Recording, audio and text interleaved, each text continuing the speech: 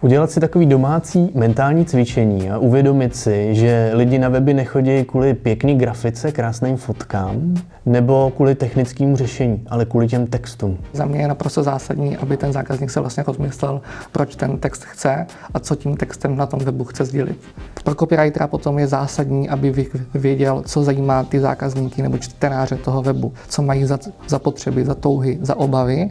Zjistil takový nějaký set těchto vlastností, protože ten web by měl právě že odpovídat na to, co ti zákazníci chtějí a měl by vyvracet toho, čeho se bojí.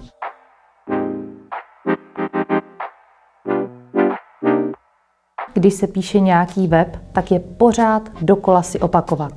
Pro koho ten web je, co na tom webu má dělat a jestli to opravdu takhle dohromady funguje. Hlídám si, aby ty texty, které napíšu, potom někdo nezazdil špatně zvoleným písmem nebo grafikou, aby se nezvolil špatný font, který ten čtenář vlastně není schopný přečíst. Když píšu text na nějakou stránku, abych splnil cíl té stránky, všechny podstránky konkrétního webu mají nějaké cíle. Může to být například vyplnění formuláře, může to být, že chce, aby mě zavolal ten zákazník, může to být, že přejde na jinou stránku. Ve chvíli, kdy potom třeba při revizi nějaké zjistím, že tam je nějaká věta navíc, nějaká informace, která vlastně přebývá a nevede k tomu cíli, tak ji vyhodím pryč.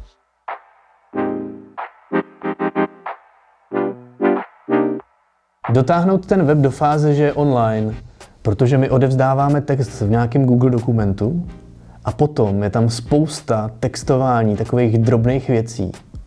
A tohleto musí všechno ladit s tím zbytkem.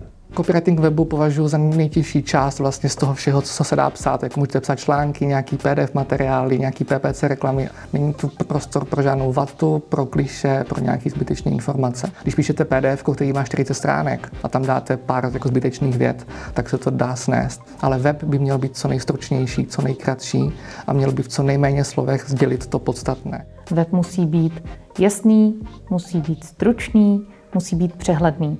Tohle je za mě asi největší pak nešvar, když se koukám na nějaké weby, kdy je to všechno vyladěné, vymazlené, vykudrlinkované, ale ta informační hodnota chybí.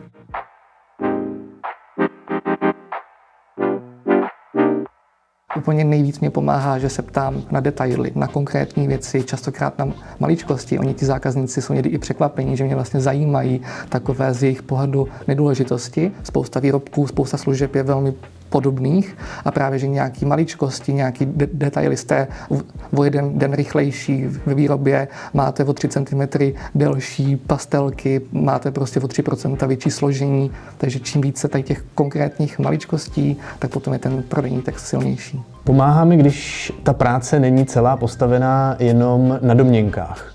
To znamená, že tam byl nějaký výzkum a když aspoň zprostředkovaně vím, kdo bude čtenářem toho webu.